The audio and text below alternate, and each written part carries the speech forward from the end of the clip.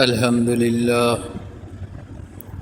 لله نحمده ونستعينه ونستغفره ونؤمن به ونتوكل عليه ونعوذ بالله من شرور أنفسنا ومن سيئات أعمالنا من يهده الله فلا مضل له ومن يضلله فلا هادي له ونشهد أن لا إله إلا الله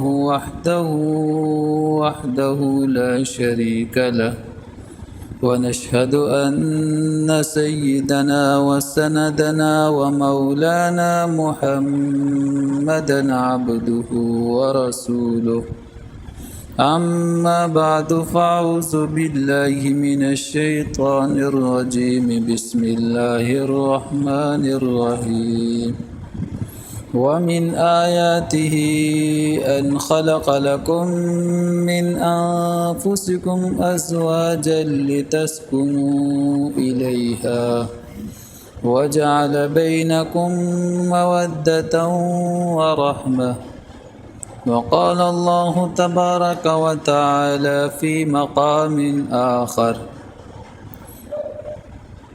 فانكحوا ما طاب لكم من النساء مثنى وثلاث ورباع وقال النبي صلى الله عليه وسلم يا معشر الشباب من استطاع منكم الباء فليتزوج فإنه أغض للبصر وأحسن للفرج ومن لم يستطع فعليه بالصوم فإن له وجاء وقال النبي صلى الله عليه وسلم في مقام آخر النكاح من سنتي فمن رغب عن سنتي فليس مني صدق الله العظيم وصدق رسوله النبي الكريم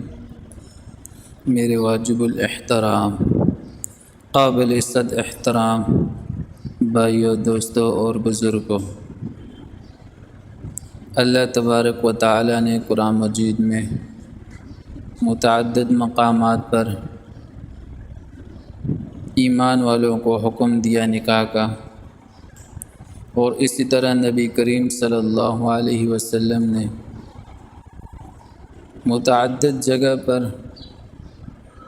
حکم دیا ہے نکاح کا۔ تو سب سے پہلی بات کہ نکاح کو آسان بنایا جائے۔ اگر نکاح آسان ہوگا تو زنا مشکل سے مشکل ترین ہو جائے گا، اس لیے کہ اللہ تبارک و تعالی نے انبیاء کرام کو بھی نکاح کا حکم دیا۔ اللہ تعالی نے قرآن مجید میں ارشاد فرمایا وَلَقَدْ أَرْسَلْنَا رُسُلَنَا مِنْ قَبْلِكَ وَجَعَلْنَا لَهُمْ أَزْوَاجًا وَذُرِّيَّةً، ہم نے آپ سے پہلے بھی رسول بھیجے، وَجَعَلْنَا لَهُمْ، اور ان کے لیے بھی ہم نے بنایا أَزْوَاجًا وَذُرِّيَّةً، بیویاں اور ذریہ اور بچے۔ اسی طرح نبی کریم صلی اللہ علیہ وسلم کی بھی یہ سنت ہے۔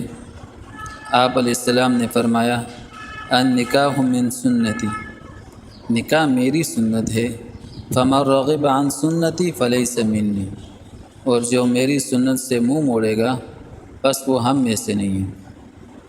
دوسری بات، نکاح جو ہے یہ دین کی تکمیل کا ذریعہ ہے، اس لیے کہ نبی کریم صلی اللہ علیہ وسلم نے ارشاد فرمایا جب کوئی نکاح کرتا ہے تو آدھا دین اس کا مکمل ہو جاتا ہے، اور باقی آدھے دین میں وہ اللہ سے ڈرتا رہے۔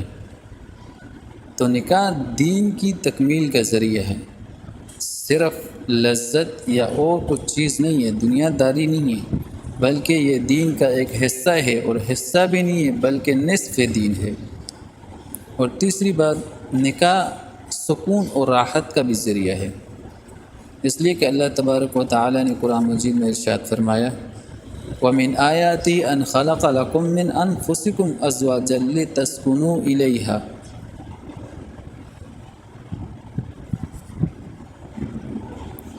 وَجَعَلَ بَيْنَكُم مَّوَدَّةً وَرَحْمَةً۔ اور اللہ تبارک و تعالیٰ کی نشانیوں میں سے یہ ہے کہ اس نے تمہارے لیے تم میں سے ہی بیویاں بنائیں، لِتَسْكُنُوا إِلَيْهَا، تاکہ تم اس سے سکون حاصل کر سکو۔ تو نکاح ایک سکون کا بھی ذریعہ ہے۔ اور چوتھی بات، نکاح اگر انسان کرے تو وہ بہت سارے گناہوں سے بچ جاتا ہے۔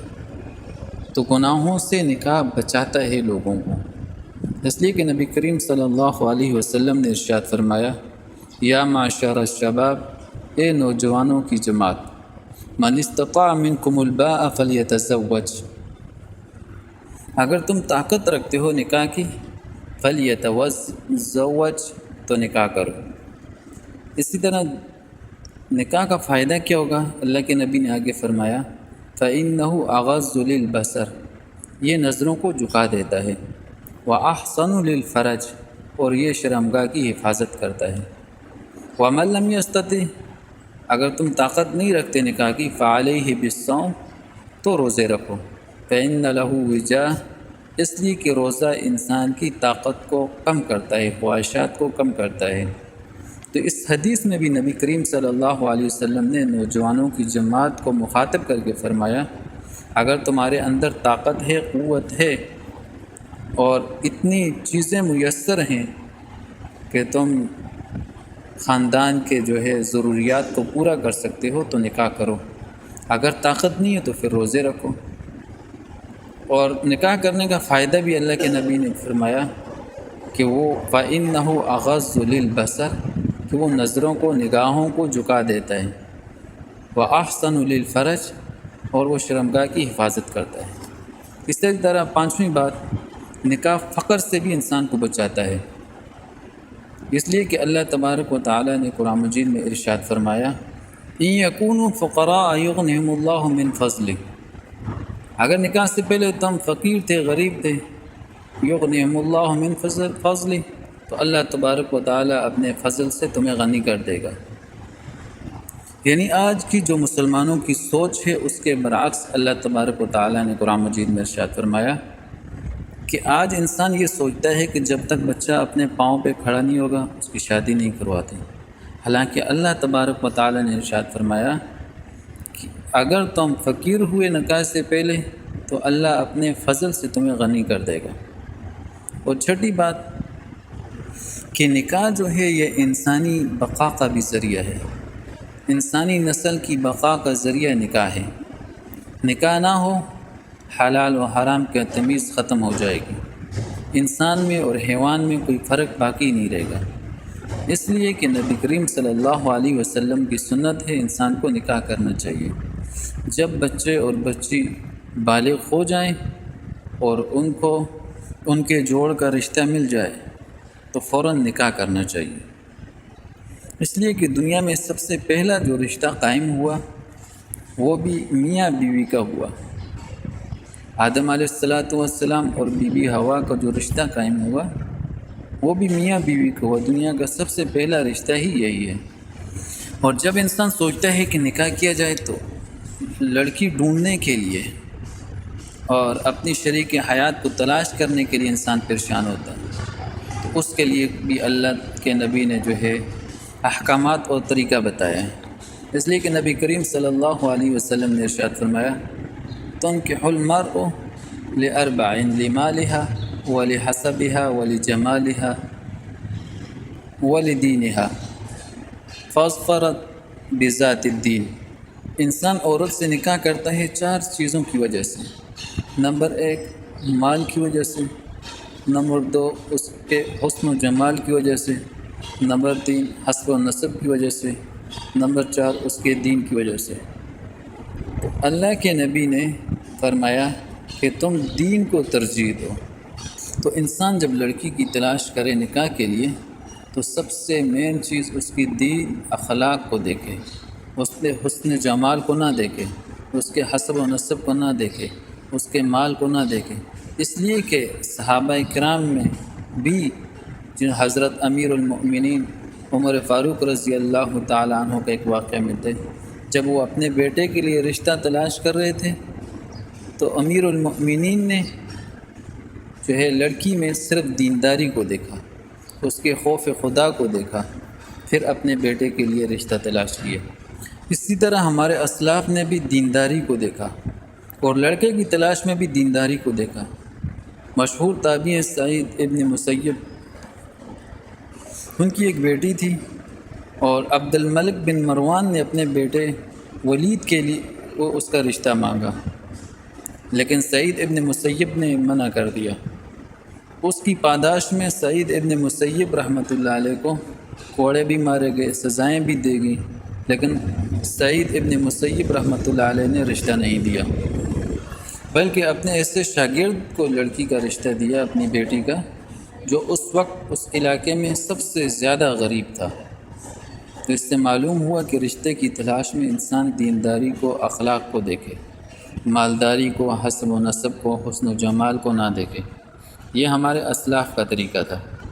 اور نکاح میں صرف 6 چیزیں ہیں، اس سے زیادہ فضول خرچی نہیں کرنی چاہیے۔ اس میں 2 فرض ہیں، 1 واجب ہے، 3 سنت ہیں۔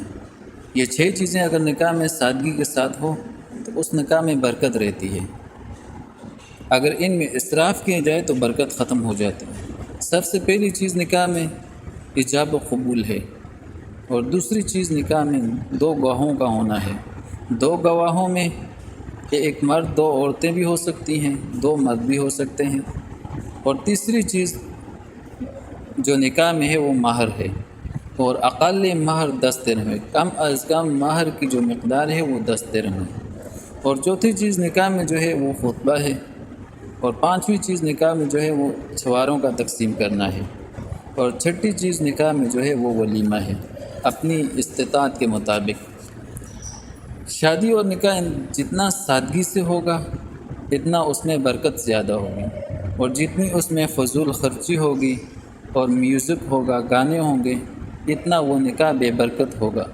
اور بہت جلد اکثر نکاح ایسے آخر ان کا طلاق پہ خاتمہ ہو جاتا ہے۔ تو انتہائی سادگی سے انسان نکاح کرے۔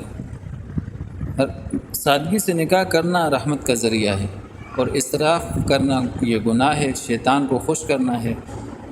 ان المبذرین کانوا اخوان الشیاطین، اس لیے کہ اس طرح کے اسراف کرنے والے جو ہے وہ شیطان کے بھائی ہیں۔